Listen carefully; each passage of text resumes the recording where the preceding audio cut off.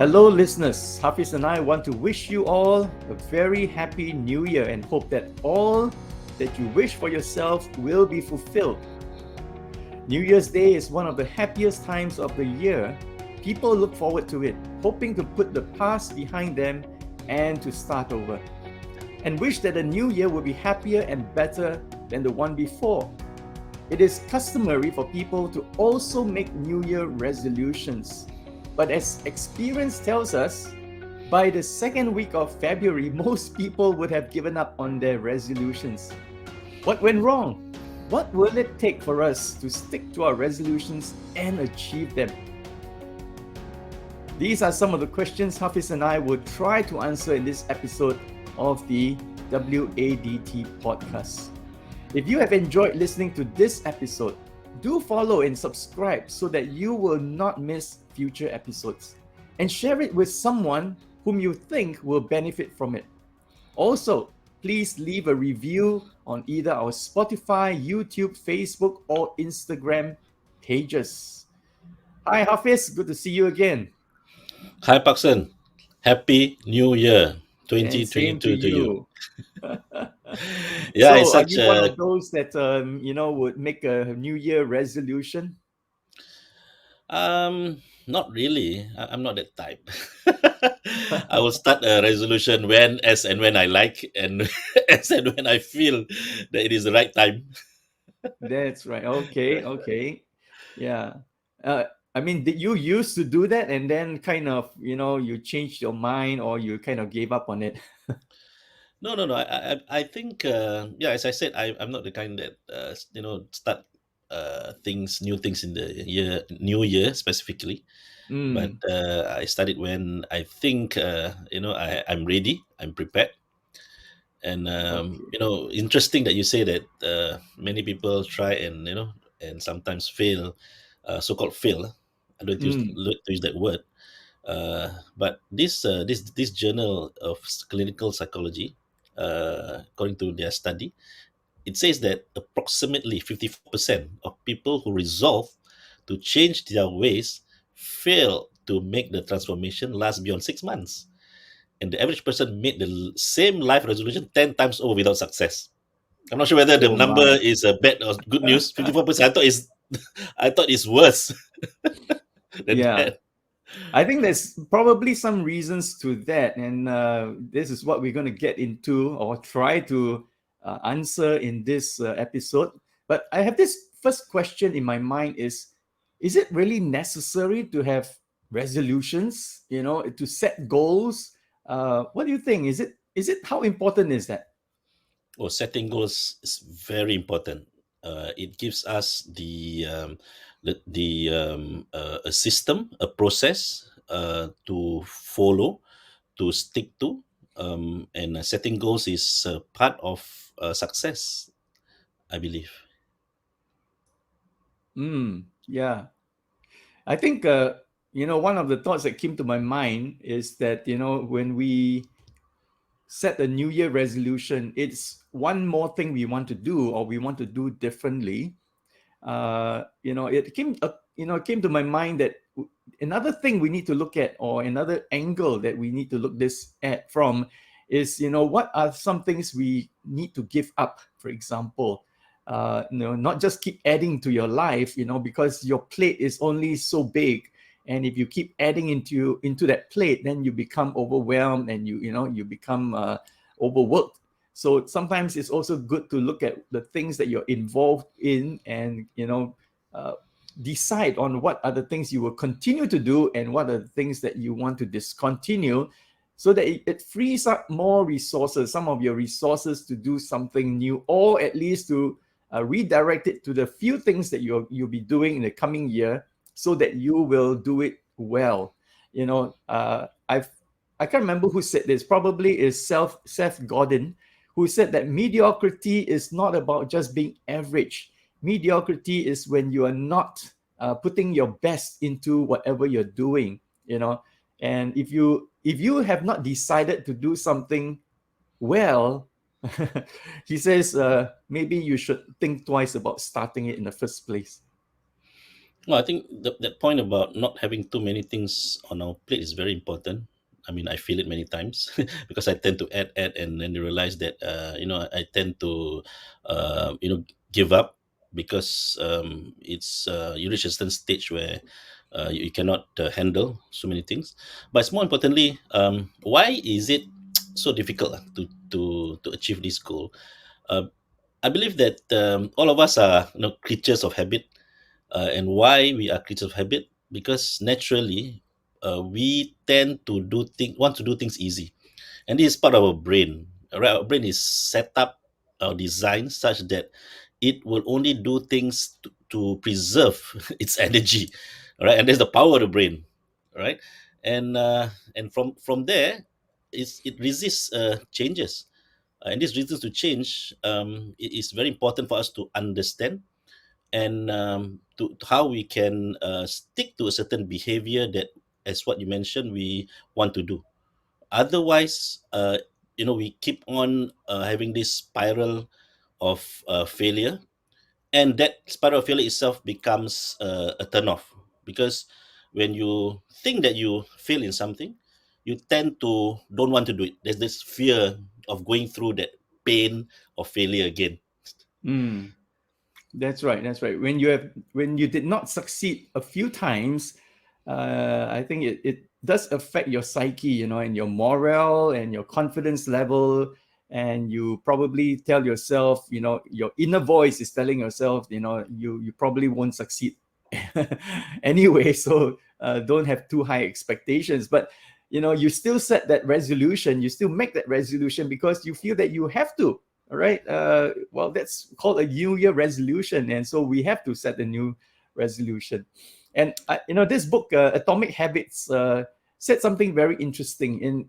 You know, it tells us about the difference between goals and a system. All right. So this author says that author's name is James Clear, and the title of the book is Atomic Habits. He says that goals are about results that you want to achieve, but systems are about the process that lead to the result. So a lot of us, we focus on the goal, okay? And yes, right. For example, if you're playing a sport, you want to score goals to win the game, okay? But he also gave this analogy where he says, imagine you're playing a sport, okay, and you're constantly looking at the scoreboard. Will you be able to win the game just by watching the scoreboard?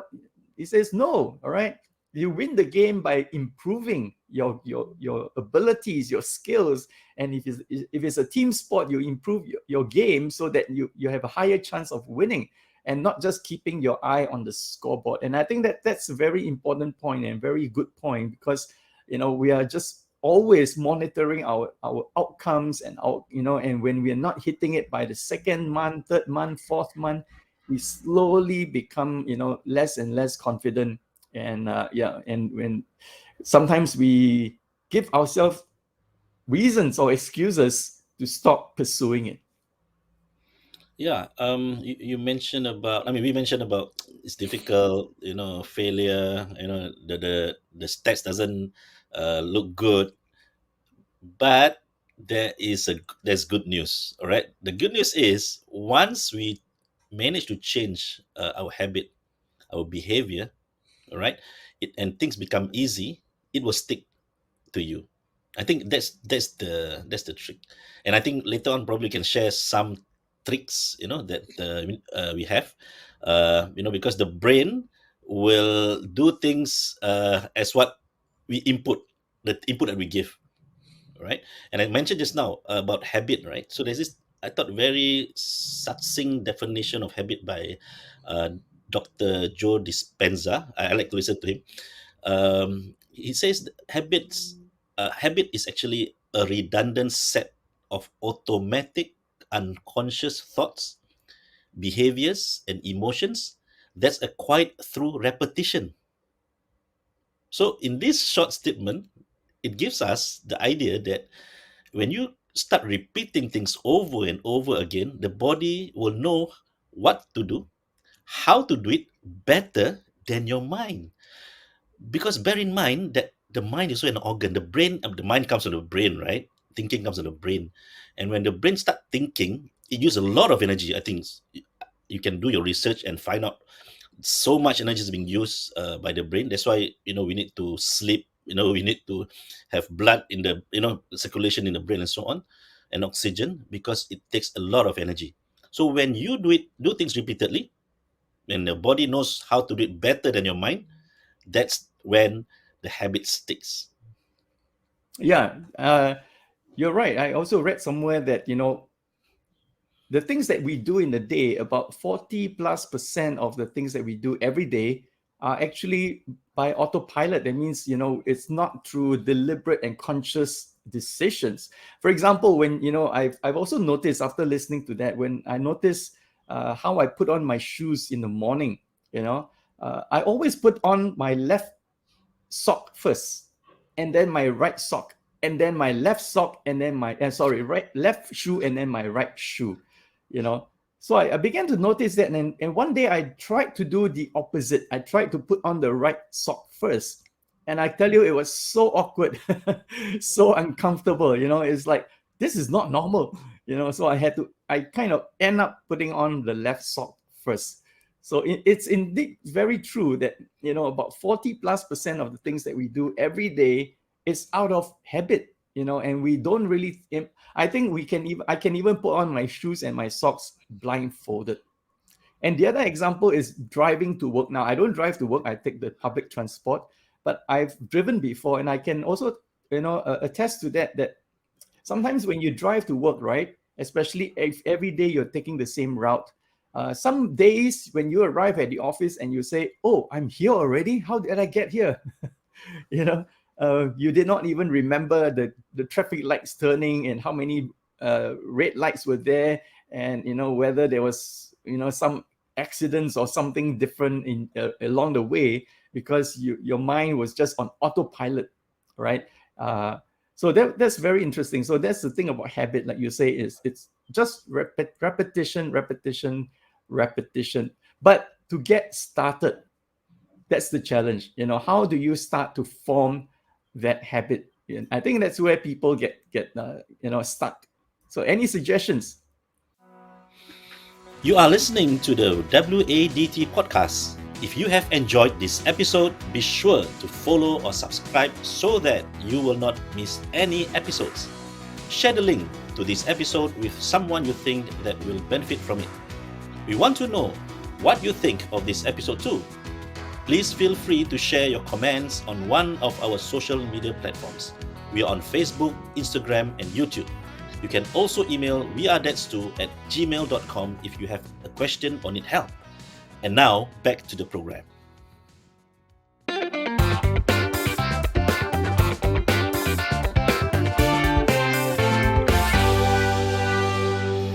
Okay, before we talk about that, I think there's a caution here about autopilot. All right? I mean, the word itself, autopilot, means something is happening without you controlling.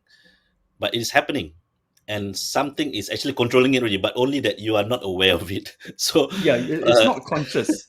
yeah, not conscious, right? So the problem is, even bad habits, bad behavior, when it is repeated over and over again, it becomes automatic. For example, smoking, right? Many people find it difficult, or even drinking. Sometimes you thought it's a medical and biological, yeah, to a certain extent, but it is behavioral in many way, because you are so used to that good feeling. All right, your body is so used to that good feeling, and that effect becomes part of you. And for you to change that habit, is very difficult. It takes conscious effort. It takes a system. That's what you mentioned just now, and that system. And I think later we talk about, it's not about a breaking habit, or but it's about changing it from bad to a good habit, to replace it. All right, because to break a habit is very difficult. Okay, because it's as difficult as forming a habit.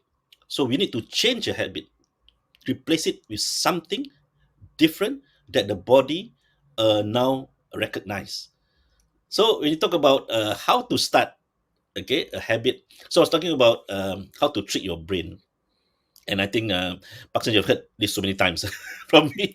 So the 5 second rule, you know, it works. It works for me. It works for me. So I thought I will share it. So when you want to start anything, all right, you just need 2 steps actually. Okay, the first step, okay, is uh to count. Okay, to count down. You know, 5, 4, 3, 2, 1. Okay, the second step is to move, physically move. Okay, why this works? Because when you start counting down, your mind is focused on something, all right, neutral, counting down. It is not being influenced by something else which will happen in your brain. Because when you want to do something new, the brain will say, stop. I'm trying to see whether this use a lot of energy or not. All right. So that sometimes called procrastination. Some people call it monkey in the brain, you know. So when you start counting and you then move, that physical movement itself, again, uh, concentrate your energy that you have towards doing something. So try this, try this. And it may just work but you must do it several times, no, not just one time and give up. Mm, yeah. Well, I want to share with you something that I did for about maybe 4 or 5 years ago. In the area of exercising, working out, and it's particularly running.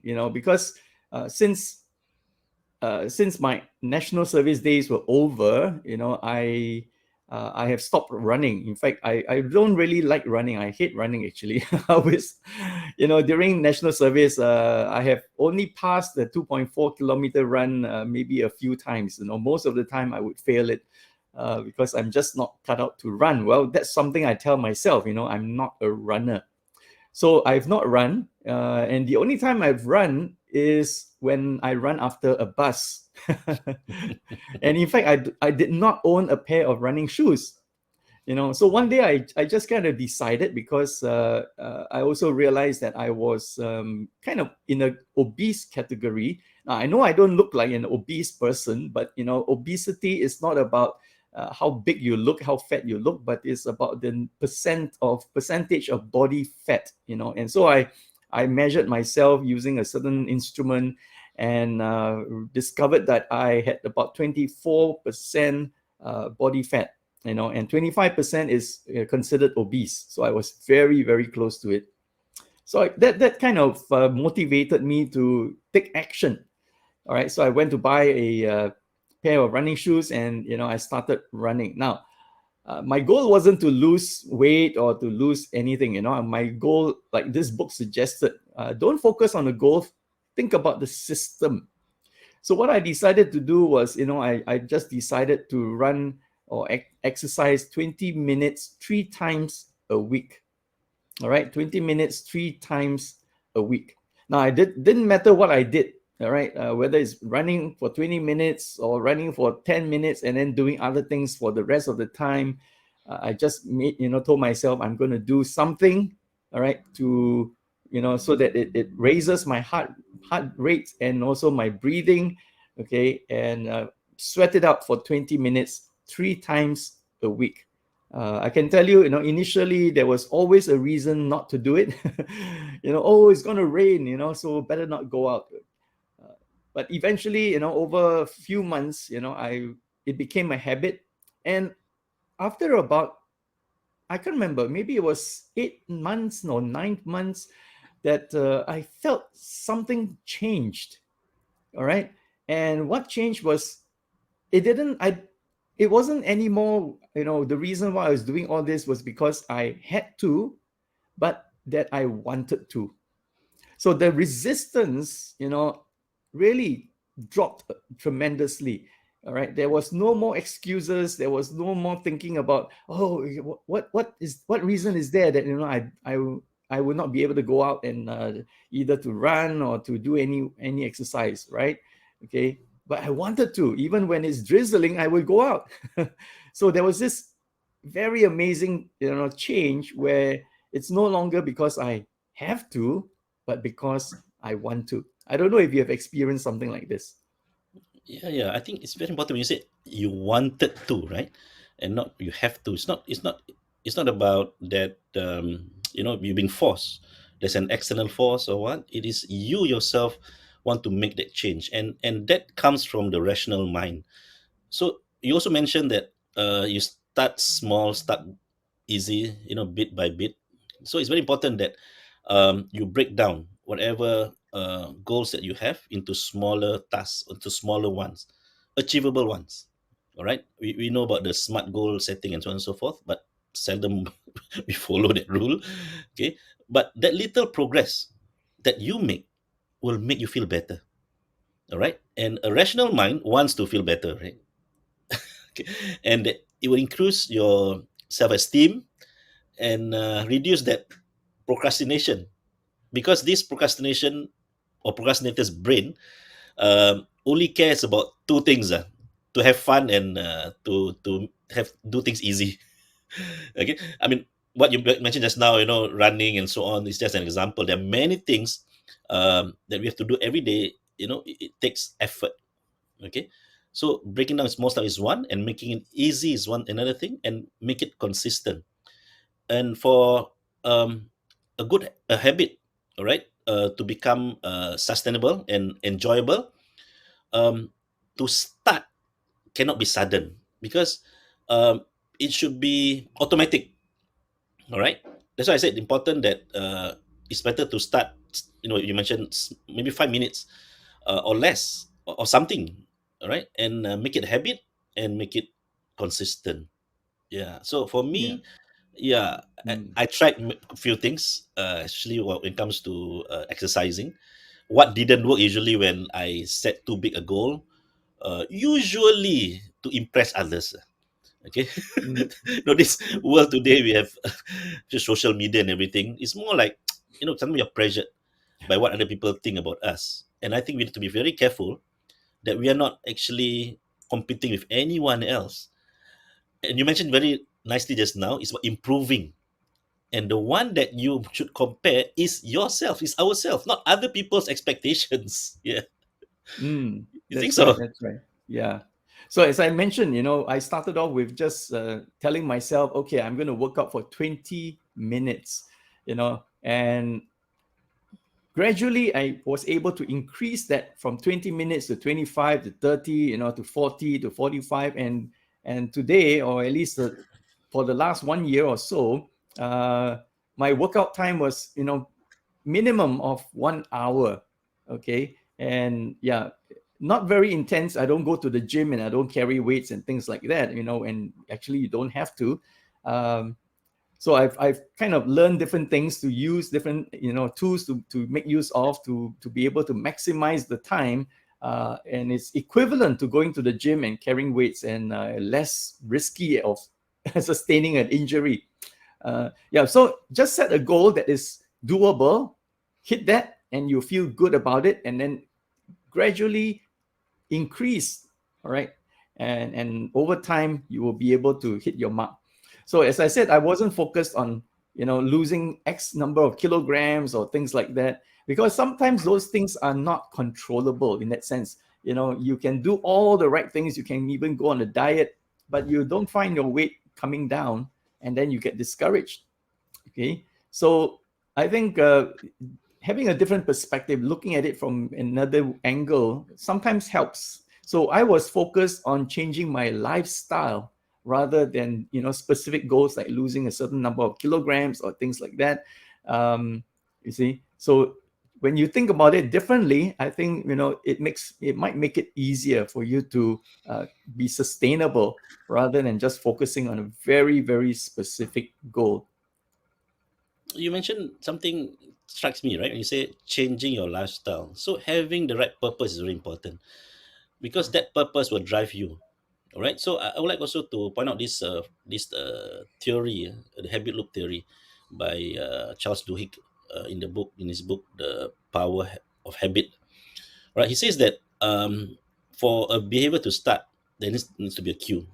All right, and the cue will lead to a certain craving.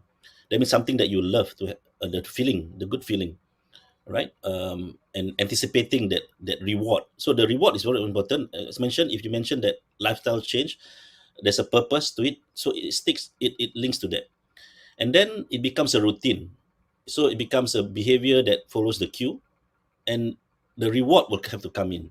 Okay, so this feedback loop, cue, craving, routine, and reward, all right, is very important for the body to keep on doing what it loves to do, right? So this habit loop, I thought, if is it works for in both ways. It works to create a good habit, or even break a bad habit.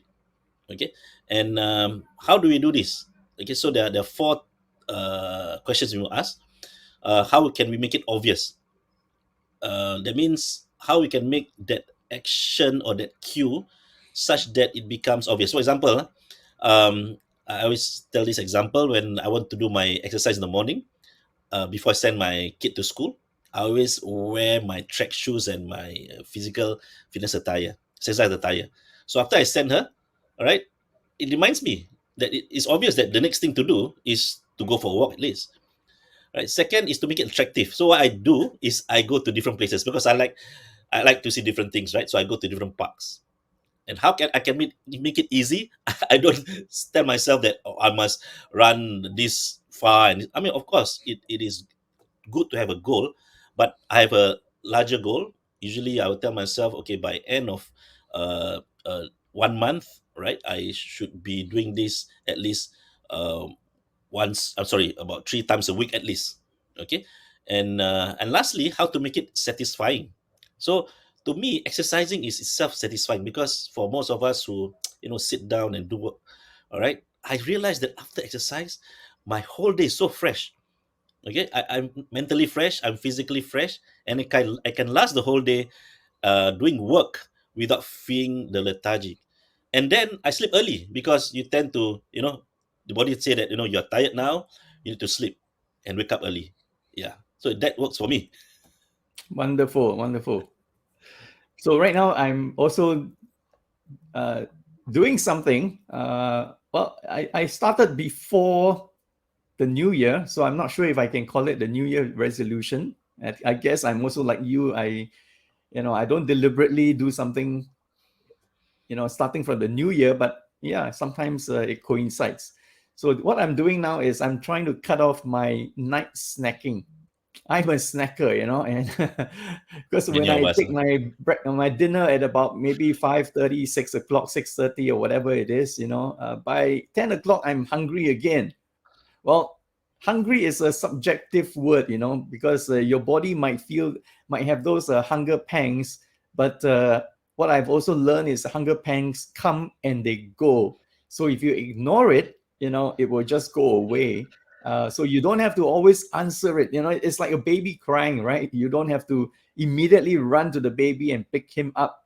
Okay. Well, you should respond in some way, but you don't have to pick it up. It means you don't have to, always respond to it and give it what it wants. You see, so I've learned to ignore the hunger pangs, and just in a few minutes it goes away, and that desire to eat something, especially cookies at night, just disappears. So I've been quite successful over the last 2 weeks, and the reason why I'm doing that is, I just want to not to accumulate more fats, because when you take cookies, for example, biscuits, all right, there are lots of sugar in it, and it just, it will just trigger your body to accumulate all these uh, sugars as fat, and it forms in a certain part of your body.